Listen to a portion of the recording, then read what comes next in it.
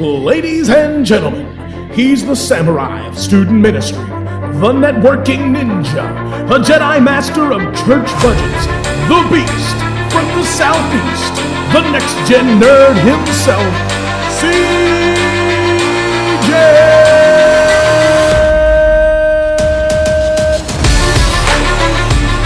What's up, my nerds? Welcome to the NextGen Nerd Podcast. Glad you stopped by to spend the last week of Miyazaki May with us as we continue to celebrate the works of Hayao Miyazaki and Studio Ghibli. I hope you guys have enjoyed this deep dive. We've got one more week, one more movie, where we're looking at Castle in the Sky. We're talking with Hilary and Charlie Fiskeaux.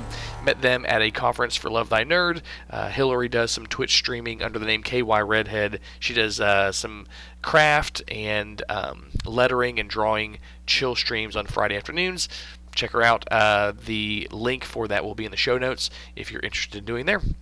As we wrap up this series, just a couple things to go over with what's going on in the Next Gen Nerd universe.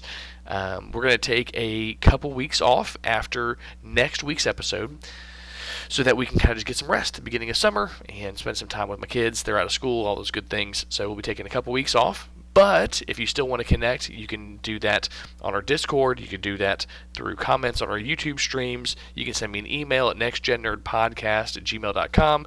Or you can check out our Twitch stream. Twitch stream is at twitch.tv/nextgennerd25. For those that don't know what a Twitch stream is, it is an interactive YouTube video, basically, where you can kind of ask questions and make comments as I'm doing different things. Been playing some games on there, so would love for you to come by and check that out in the meantime, in between those two. And the link for that will also be in the show notes. Finally, I've enjoyed doing this series. I'm looking forward to doing another one soon. And if you have an idea of a series you'd like us to do, or something you'd like us to do a deep dive on, or a guest you'd like to have on, our Discord is a great place to do that, where you can come on, suggest a guest, suggest a topic, and kind of make your voice known as far as how this show is going to go. So if you would like to participate in that way, you can connect to our Discord through our show notes. And if you're having difficulty accessing those on whatever you're listening to, or if you don't see those on the YouTube video, you can also go to nextgennerd.com, and all the show notes are there for each episode, so you can connect with us in that way. Well, I think that is it for us for right now, so it's time to start the interview. Let's get nerdy.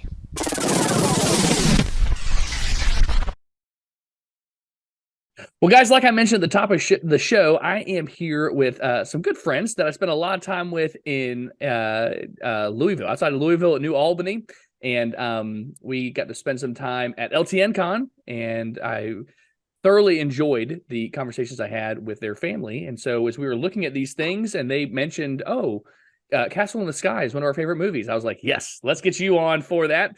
So I'm here with Charlie and Hilary Fiskeaux. And guys, how are y'all doing today?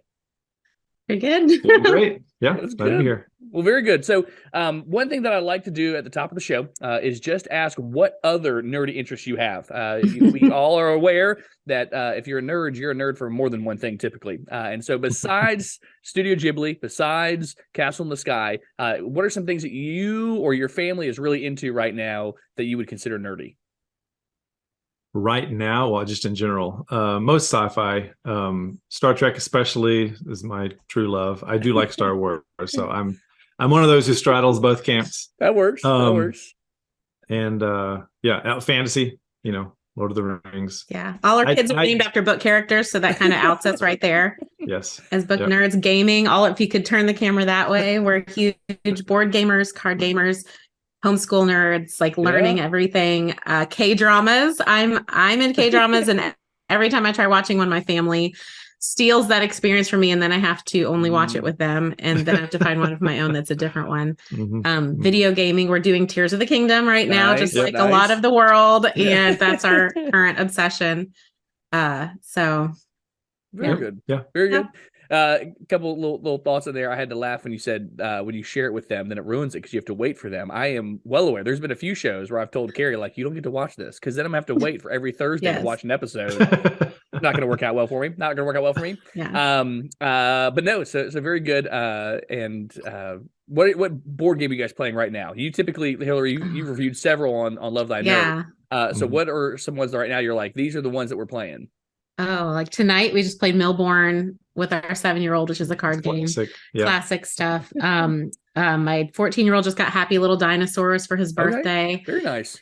So he's excited about that. I don't know. Board Game Arena, I'm on a lot of things there. That you are. And we're kind of this summer semester, one of our goals is we homeschool year round. And so during the summer semester, our goal is to kind of play a lot of the games we haven't played in a long time or don't remember, to see if we want to keep them or not. So that we'll have to keep people posted about that. Nice. Very nice.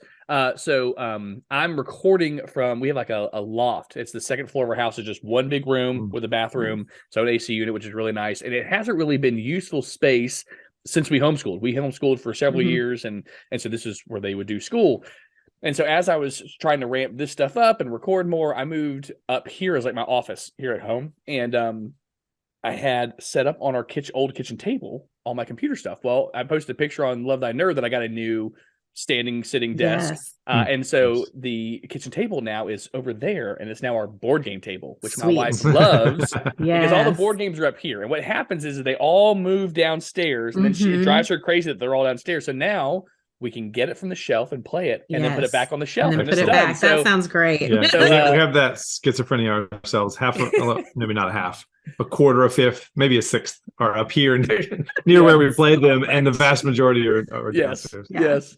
So we played a couple nights ago. We played Fantasy Flux. Carrie played one game of Flux, and it was too confusing when it was just the two of us.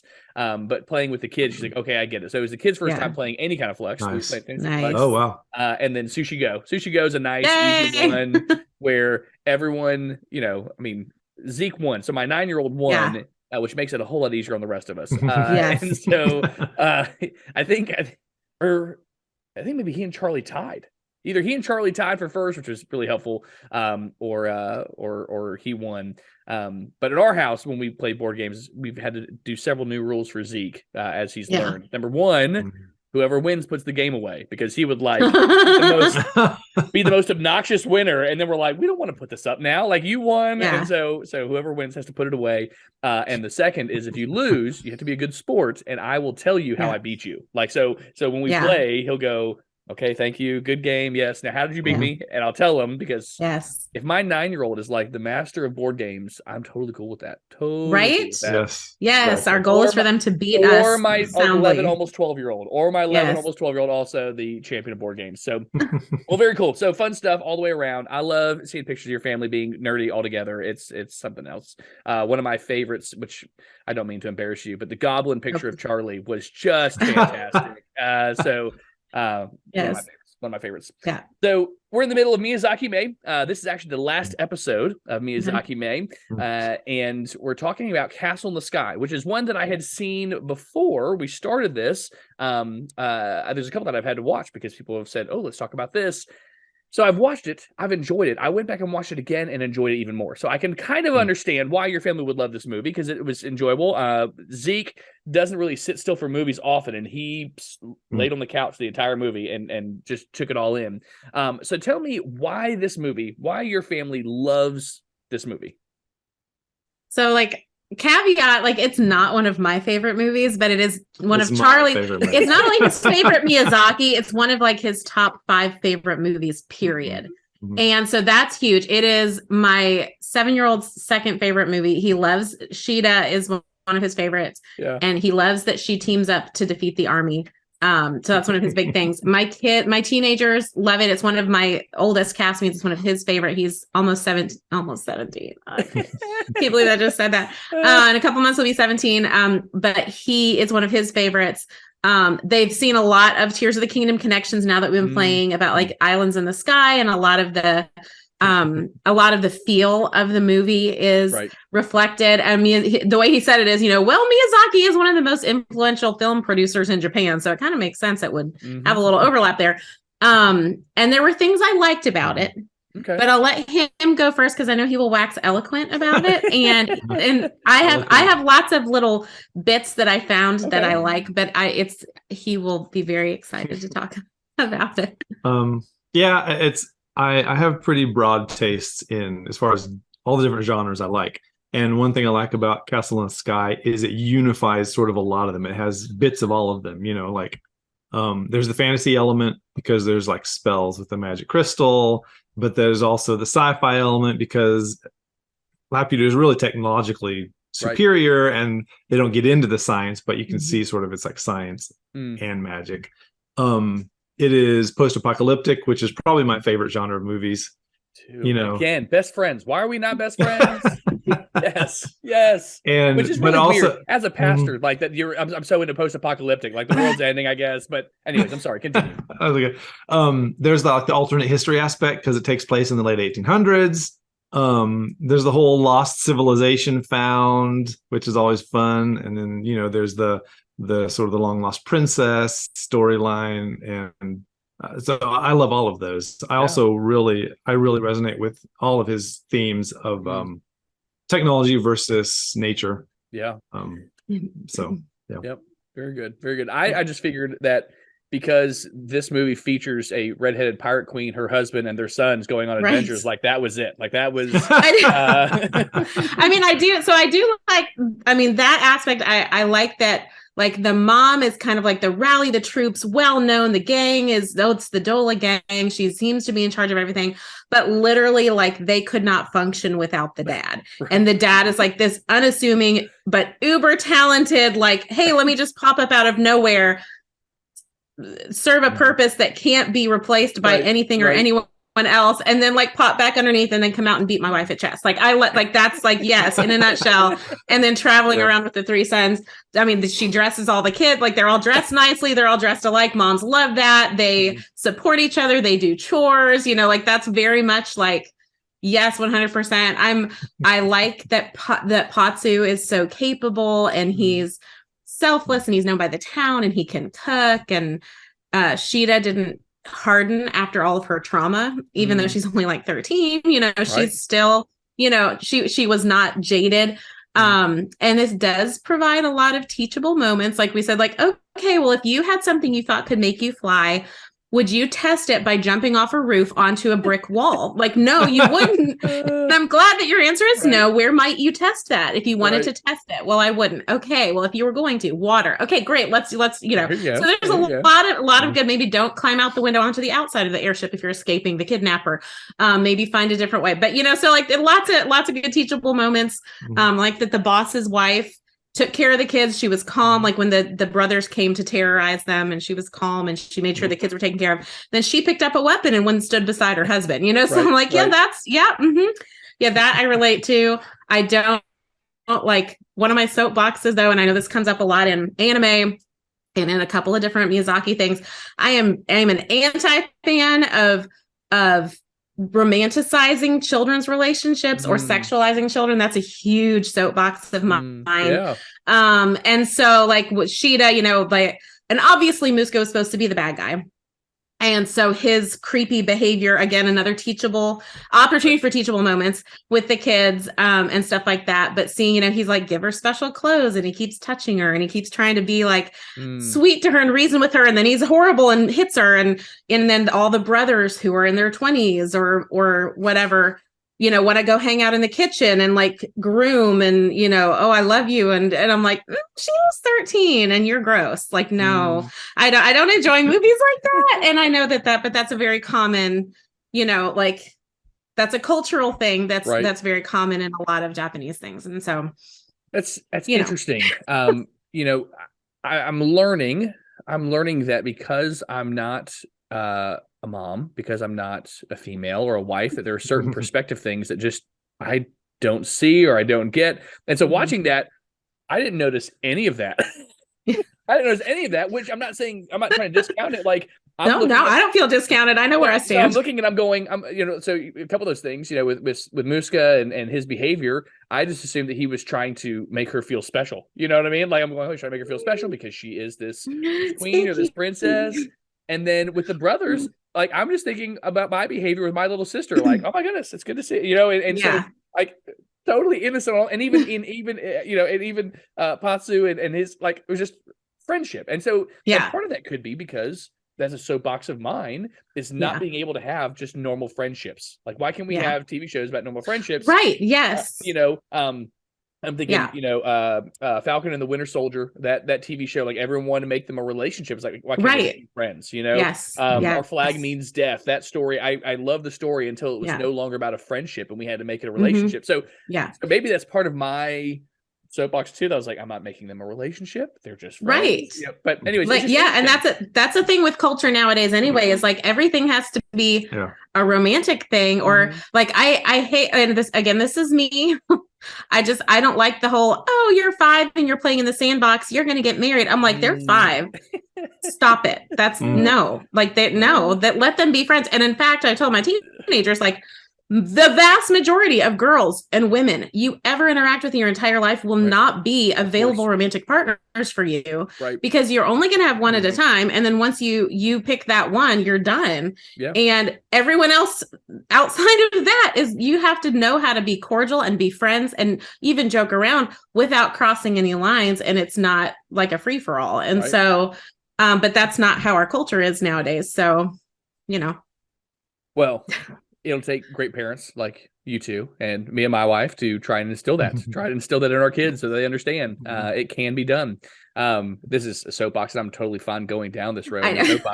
But I recently had to take a look at some research and do a training on the state of this generation. And I won't go into all the numbers. They're sad. They're sad.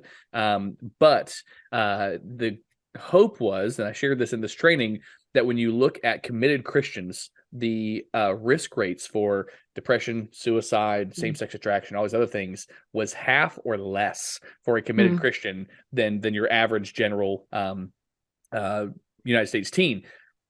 Nominal Christian, very little difference, but a committed Christian was half, and it's because of the hope of the gospel. But the hope of the gospel changes lives. So keep giving them Jesus. Keep giving them Jesus. So very cool. Very cool. Hey, listen, Charlie, listening all those things, all those pieces of I totally get it. Like, it really is something for everybody. And if you're a nerd and you enjoy all these genres and you can you know, most bang for your buck, hit just about all of them in a single movie. Yeah. I get it. And let's be honest, if it just had robots, that'd be enough for me. Like, yes, let's go. It's robots. So I've asked this question a few different times. Actually, I think for all the Miyazaki films, the idea of a sequel or a spin-off, Miyazaki tends to have most of his movies end either with a nice little bow, or at least like getting close to a bow, but we don't typically see him going back to the same worlds. I mentioned this another one, unless like there's some awesome, Miyazaki cinematic universe that we're not aware of that we can tuck all these under, but we won't go down that road. So I wanted you guys to think through, where would you take a spinoff, or where would you take a sequel to Castle in the Sky? Like, what do you want to see more of? What do you want to see fleshed out? What would excite you to see done in this world? Yeah, that's interesting, because he doesn't really connect a lot of them. One of the few connections is the same in Castle in the Sky, the little, I don't know if they're called fox squirrels. Yes, that I was going to mention that, the fox squirrels from Nausicaa. They're in Nausicaa, and they're both these post-apocalyptic worlds. It'd be awesome to see a tie-together movie where it crosses over, so you can see how the worlds are actually the same world. Nausicaa was one that Caspian watched on repeat when he was little. Like, it was like twice a day for like weeks. It was a lot. I got a lot of naps. I would like to see a prequel in Laputa in its heyday. I would really like to see what it looked like. Like, half of the society was underwater when they rediscovered it. Was it supposed to be? And there was this like civilization, because it was also over the ocean. Like, is that a thing, or was it just that it had become submerged over time? I would really like to see how that all worked and how the robots worked, because Sheeta could understand the robots and Patsu couldn't. So is that because of her blood, or like was it? I mean, like, because the robots had organic innards. Yeah. So there's a lot my questions are all about what Laputa would have been like. And it'd be a fun. It would be a very entertaining show. Also, if it was the end of Laputa, like the leading up to them trying to escape, or to whatever, like something's gone wrong, and the tension there of that would be a fun way to go. It would be a fun way to go. Oh, Rowan, I did ask him, I said, if there was a sequel, where would it go? And he said he wanted to see, I'm going to read it right here. He wanted to see Sheeta as an adult, living with the pirates still. But now the army comes back and wants to buy their bug-shaped flyers that they used at the end because those were his favorite. Yes. And he said Muska somehow survived, but at the end he plunges into a freezing lake. That is his. That's his vision. I love it. I love it. Very nice. Very nice. Charlie, any thoughts where you want to see a spinoff, more development, or a sequel? No, I mean, I like all of those ideas. In general, I like the idea of having self-contained stories because, there are too many things that have like spinoffs and sequels nowadays. And it's really nice to have just a single standalone movie, So that's one thing I like about Miyazaki. It would be a guaranteed success, though. That's the caveat. Like, it would have to be. It would have to be done very well. Yes, it would. Well, very cool. Very cool. So, let's adjust the ending a little bit. Let's say that Muska is defeated without the destruction of Laputa. Okay, so he's somehow able to be defeated. It's still there. How could Shida and Patsu have utilized the city for the good of mankind? Like, how could they have taken that and redeemed it, I guess? It's a good question. I mean, the easy answer is, use technology to improve people's lives, I guess. But you end up in the same place where you start, where they start, where the technology will eventually corrupt people and you cycle, So yeah, maybe using the robots. I don't know if the robots would have some kind of a built-in fail-safe, but they could be used as caretakers or something where they wouldn't allow themselves to be used corruptly. I don't know. Disaster relief. Yeah.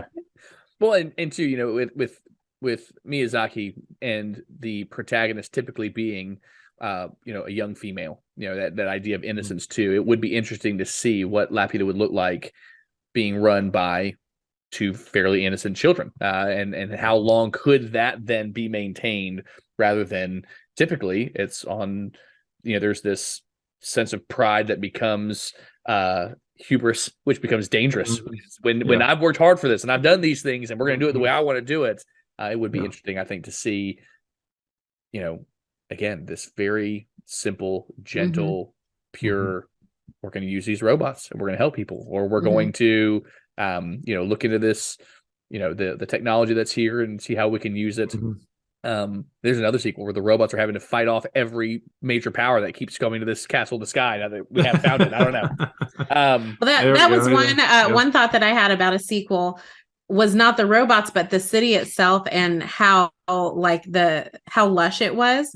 And just that it would be a great study for sustainability in concert with technology, because on land, they seem to be moving toward industrialization with the railroads and mining and things like that. And so, Laputa, after languishing for 1,000 years or whatever, the water was still clean and cycling because there was wildlife in the water. There were still bugs. There were still flowers. There was still grass and plants flourishing and things while suspended in the sky. So we've got some sort of hydroponic thing going on. And obviously the water cycle's involved because it's up in the cloud layer. But, if any of that aspect of it could be either reproduced or studied for advancing, that aspect of life down on the surface, that would have been useful too. Yeah, wasn't the heart of the city like a big tree? Wasn't that like when the city was kind of falling away? That was there too. So that'd be interesting. Like, why is this tree floating? How much of this lush is because of purely nature, purely technology, or is there some magic aspect of this? Like, oh, that's why it's green. So we have to take magic. And I love having a homeschool mom on that uses words like water cycle when we're talking about a sci-fi movie. So thank you for that. Thank you for that. So we talked about this a little bit earlier, looking at, again, this theme Miyazaki does where there's some hyper innocent protagonist, typically female protagonist, but there's balance with this corruption of power. We see this in Nausicaa, where they're trying to take the giant weird monster thing to attack the town, and so there's this corruption of power. Or not so much in My Neighbor Totoro, but my sister and I were discussing. I'm not sure where the conflict comes in there, but or Princess Mononoke, where they have this corruption of power and wanting to take the forest, and so looking at this theme of corruption of power and an innocent child or childlike character brings peace to this situation. What does that invoke in you? What does that make you think of? And how can we use something like this to tell a Christ-centered story in the same way? The ultimate innocent child bringing peace. What are you guys' thoughts there?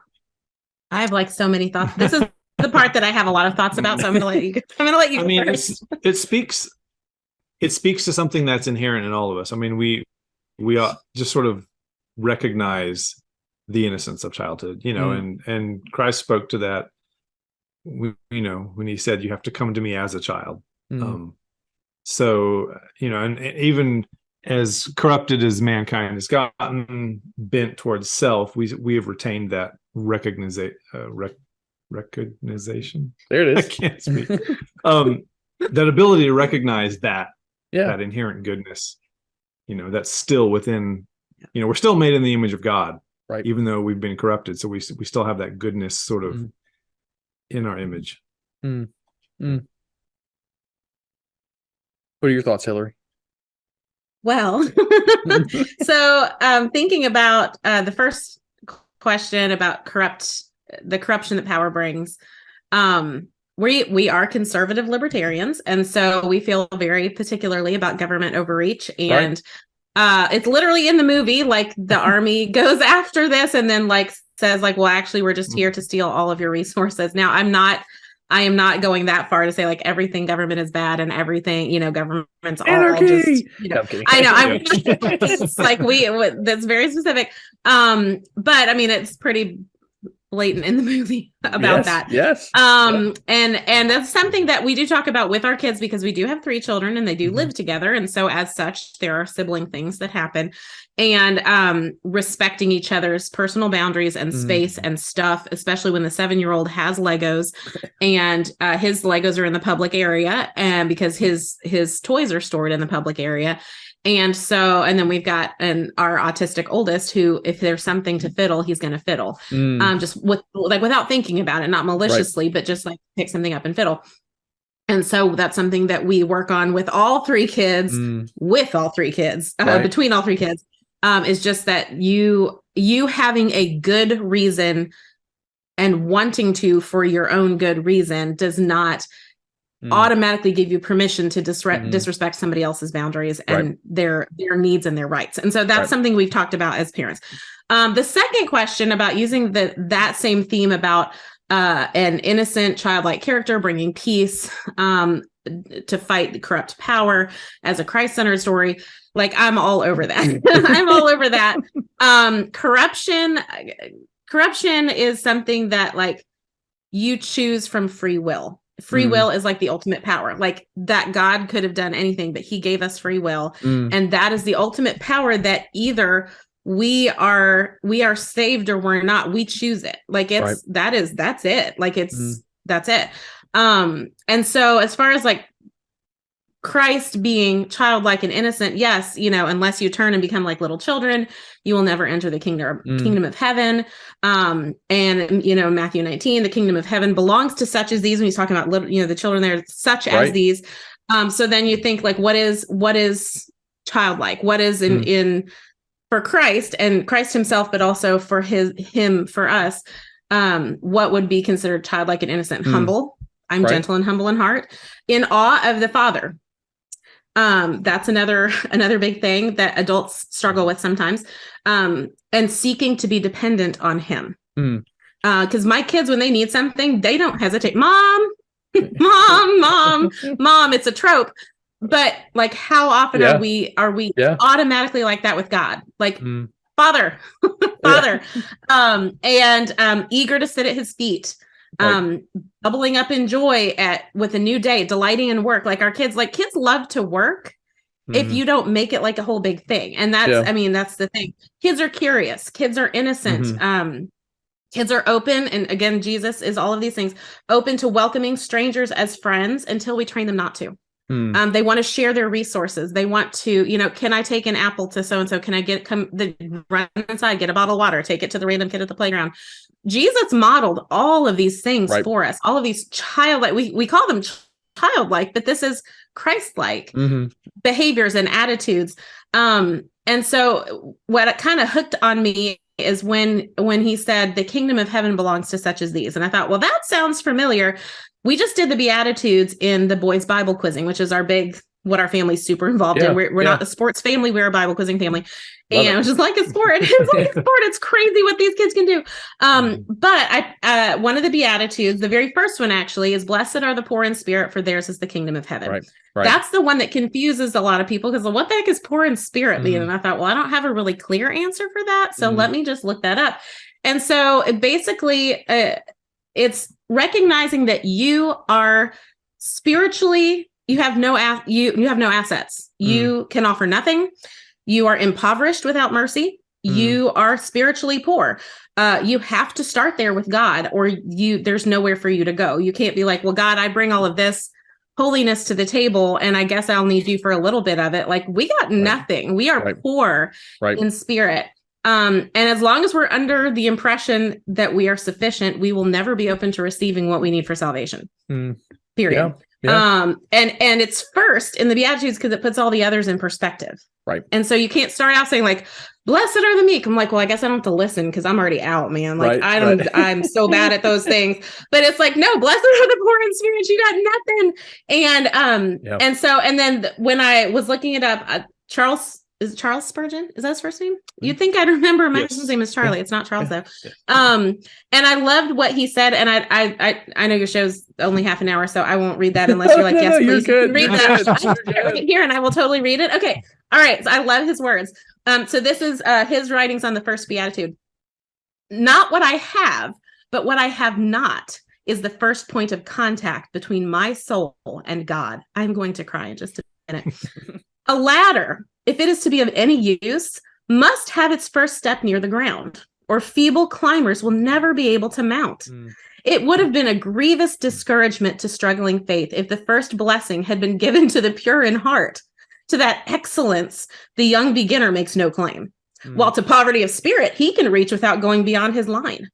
The poor in spirit are lifted from the dunghill and set not among hired servants in the field, but among princes in the kingdom. Poor in spirit. The words sound as if they describe the owners of nothing, and yet they describe the inheritors of all things. Happy poverty. Millionaires sink into insignificance. The treasure of the Indies evaporates in smoke, while to the poor in spirit remains a boundless, endless, faultless kingdom, which renders them blessed in the esteem of him who is God over all, blessed forever. Note also with delight that the blessing is in every case in the present tense, a happiness to be now enjoyed and delighted in. It is not blessed shall be, but blessed are. And I was like, okay, like that, when you talk about an innocent or childlike character bringing peace in the face of corrupt power. I mean, the prince of the world, you talk about corrupt, like that's who we fight. That is our enemy. Ephesians 6, boom, done. And then here is Christ going like, yes, I have a sword. I'm giving you all swords. I'm giving you all armor, but your feet are shod with the readiness of the gospel of peace. Right. And let's go. And so like, I don't know, like I love that. That's one thing I do love about the Dola character is that she trains her kids to be like warriors, but she battles alongside them. She doesn't ask her kids to do anything that they're not capable of. Yeah. They may say like, Mom, I can't do it. Yes, you can, just do it. But she also leads by example. And so like, I'm like that, like that does resonate with me. If I didn't have Christ, I might be a manipulative criminal mastermind. I mean, like, but it's praise God. I have Jesus, and I need him more every day. So let's So, for the love of Christ, there go I. Right. So it's an excellent transition because I want to talk about Dola and her family again. So shifting from analyzing and looking at the story to how do we put ourselves in the story. That's one of my favorite things about good stories is being able to see ourselves in them. And so I've got several questions here to kind of help us be in the story. Okay. So I mentioned earlier, that you've got this Dola, who's a redheaded pirate queen with her husband and her sons doing adventures. And so I wanted to know, what would it look like if you, Charlie, and the boys, the two of you, were transported to this world and had an airship like they did? Like, what adventures are you guys getting into if you're here? Well, my 7-year-old said, "Oh, they all have the same chores. They have the same chores as we do." I would love the opportunity to focus on just living together, being together, learning new skills, useful skills, traveling.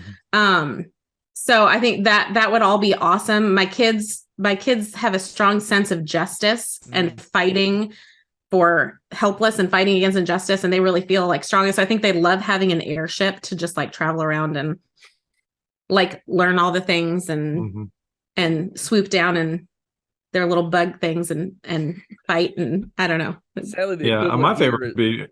Go ahead. Sorry. I was gonna say I would love just to explore, to be able to fly around the world and see all the cool stuff and visit different civilizations, and that would be my favorite part.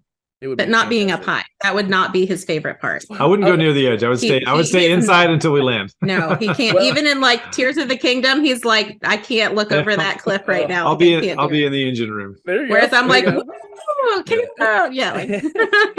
Well, I was going to say the equivalent for us is an RV, and that's not nearly as exciting as an airship, but it is close to the ground. Yeah, to the ground for it. Yes. So, speaking of your boys, looking at your boys, yes, and living a life of adventure, give you a chance to brag on them.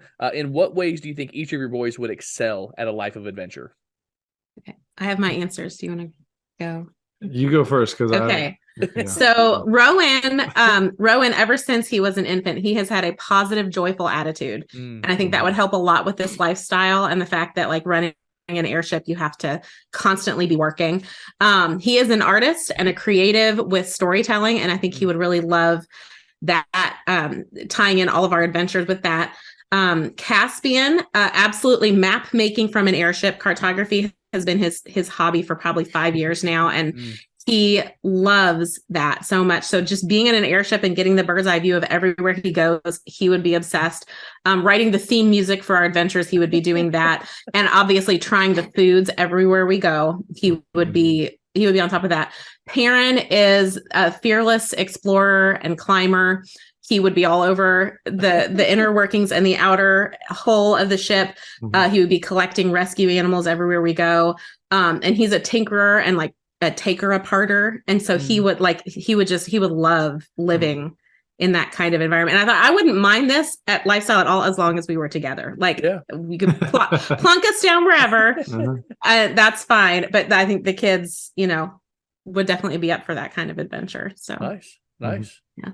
What about you, Charlie? What thoughts do you have on that? I don't know. I don't have much to add. I mean, they all have those exact skills she talked about. So. Well, how do you think Hilary would be, well suited for a life of adventure? She would do I great. I mean, she would be keeping everyone in line, and and teaching as we go. That's the thing. She can teach from anything, and finding ways to engage with the kids across all the different things we come across. And very nice. I want the in the mom's room from her bed, pulling the thing down, being like, "Y'all get down here right now! I can hear you." Like I want that thing like the network throughout the ship would be like, "Y'all do those dishes right now!" Like, okay, I'm going to bed. Yeah, that'd be good. So you mentioned cartography. This is another kind of aside.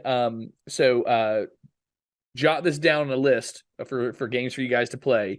It's a role-playing game called The Quiet Year. And yes, The Quiet Year, it is a game where you develop a world and a map and solve a problem. So I'm probably going to run a game of it on Love Thy Nerd coming up soon. But what happens is you kind of set up a general idea, and then as the game is played, everyone takes a turn and they'll draw a prompt, and it'll say like, an old man shows up in your community. Are they a threat or are they a helper, and how? And so you kind of tell the story. And so I did this with my siblings a couple weeks ago. We're going to do a Dungeons and Dragons campaign, and we fleshed out. Basically, we're doing World War II with dragons. So if you've read His Majesty's Dragon, it's kind of like that, except we're in World War II. And we set up what Greenland would look like if it was more of a rainforesty whatever, and there's dragons. So it's a lot of fun. A lot of fun. Awesome. And you can just say, hey, you get to do all the drawing. Draw us a map. Perfect. But it's a downloadable thing. It's like $10, and we had a lot of fun playing it. But we'll do one on Love Thy Nerd. Maybe we can bring you guys in. It'll be fun. Yeah. So, Cool. all right. Last question on putting us in this world is simple: this or that. Would you rather have the abilities of the pendant or a pair of robot servants with you here in this world? Which one? And you can have different answers. I'll give mine as well. But if you could have one or the other, what do you think you're taking? I'd go for the robot servants. Yeah, that's a tough call, but yeah. I mean, they're so big; they can fly. They can do a million different things. So, yep. Yes, that'd be sweet. Hillary, what are your thoughts? Well, I'm gonna go pendant, and that's so I guess we get both. Okay. But I as soon as no one could understand the robot speech except for her, I thought everyone's going to be going mom, mom, mom anyway because they can't talk to the robots. I still have to do the work talking to the robots. So that's not extra help for me necessarily, but also like they'd have to be maintained. They'd have to be stored. We don't have anywhere to put robot servants. There's a lot. We'd have a big learning curve to take care of these things. And, then thinking about their feelings, like I already have a lot of people that I have to juggle and that I'm concerned with and have anxiety over. And the pendant, like, okay, so it can save us if like we're falling to our deaths, like that would be a great thing just in case. But then it would just be like, and then one day it goes away. I'm like, great. So I don't need that anymore. So I wouldn't be dependent on it. And then suddenly it's gone or it breaks down. I know. Like, I think that sounds like a really horrible either rap song or romance novel. Like that's good. That's good. Or both. A rap song that is inspired by the romance novel of the same name. There you go. I love it. I love it. So I picture you with the pendant, like the boys are going out driving. You're like, let me wrap the pendant around the rearview mirror. All right, you're good. Free necklace, yes, right? Jewelry check before you go. Yeah. Right. That's good stuff. Yeah. That's good stuff. So what I'd like us to talk about here next is your stream, and also your YouTube Bible studies that you've been doing. Tell us about it a little bit. Yes. And so yeah, they can get more Hillary. Yeah. Okay. So I don't stream very often, but when I do, I don't know, it's random. I have ADHD, so like it's really entertaining, I guess, from that respect. But a lot of my stuff that is like co-working. So like if you put me on while you're doing the dishes or the laundry or while you're doing meaningless paperwork, you just want some background noise, you can turn on my stream or whatever.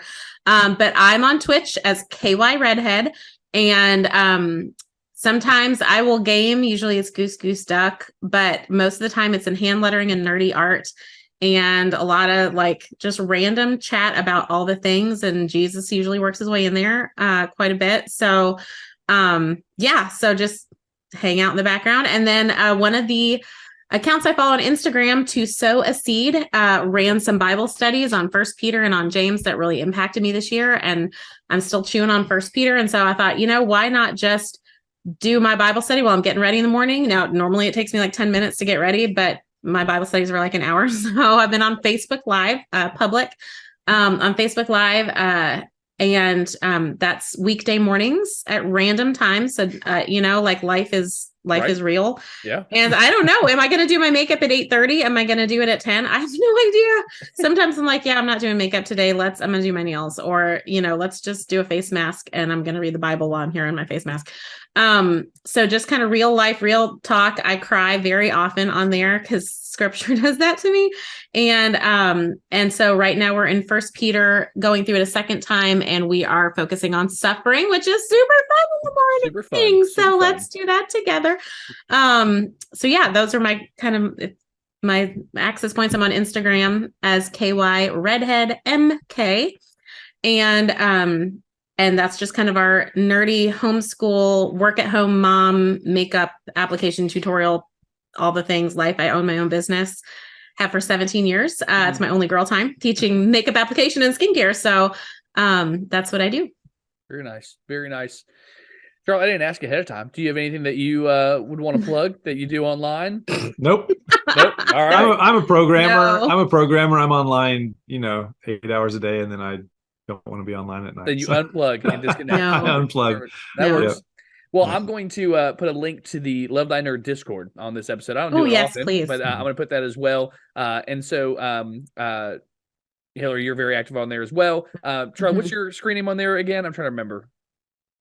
Well, that's a good question. I generally go by Grayfin. I think it's Grayfin Mellingar. G-R-A. Grayfin, I don't know. It's one of those two. He's never on there, so don't try to talk to him on there. Random person hearing this right I'm now. on He's never- occasionally, but it's like Don't. it's That's not right. every day. It's not every Listen, day. so I know Charlie was a little apprehensive about jumping on here.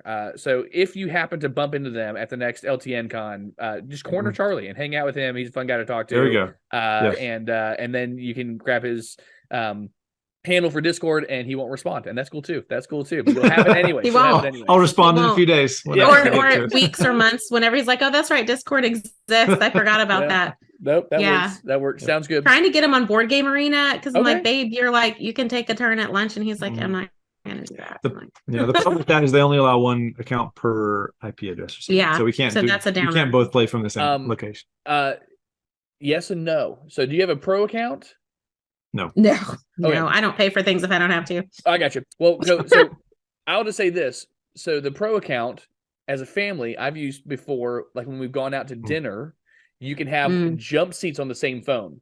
So like you can set up a 4-player game just on your phone. And so like we'll be playing Azul at dinner and just kind of pass the phone around as we're talking and playing and doing our turns. It's pretty neat. I don't remember what it costs. I think it's like $35 a year or something. But in that case, you could have multiple people playing from the same IP address. Gotcha. Cool. Come on, you don't have a VPN, man. You can have one phone hooked up on one IP address and the other on the other. Come on, man. I'm kidding. All right. Sorry. Well, fantastic. Well, guys, I appreciate you coming on and talking about Castle in the Sky. And I'll make sure that all your socials and things and your Twitch channel are all in the show notes. So if you're wanting to connect with the Fiskeaux in any way, Hilary more than Charlie, because she's more out there. Right. Don't. But That's a vain hope, y'all. Don't. But I'll have those in the show notes so you guys connect. But I really appreciate you guys coming on. Thank you for having us. Yes, thank you. You're still famous at our house. Like, oh, CJ, you mean Lavender Pocket Square guy? Lavender Yes. Pocket Square guy. Listen, I do. Yes. I'm okay with that. I am totally That's fine. There have been other nicknames that I'm not too fond of, but Lavender Pocket Square guy. We for those that are like, what does that even mean? We played a murder mystery dinner game, and my character had a lavender pocket square, and he was a woman, not even a good womanizer. Like he was like a dandy. Yes, Failed dandy. I had so much fun doing that. That's so good. And I was wearing this shirt, I think, when we played. I think that's how that works. That's funny. So, well, guys, thank you very much for coming on, and we'll talk to you guys soon. Thank you. All right. Thank you.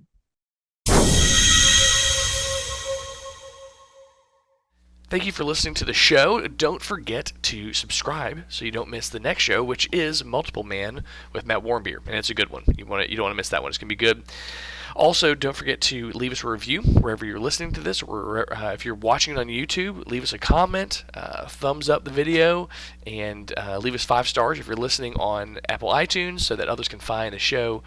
And any reviews you post or comments you post, we'll go ahead and share on the next show, and look forward to getting those from you. If you have any other questions, you can email us at nextgennerdpodcast@gmail.com. And there's a whole bunch of other links in our show notes to our merch and to our Discord and our socials and all those other things. And we look forward to connecting with you on those. I think that's it for this episode. Until next time. Peace out, Seacrest.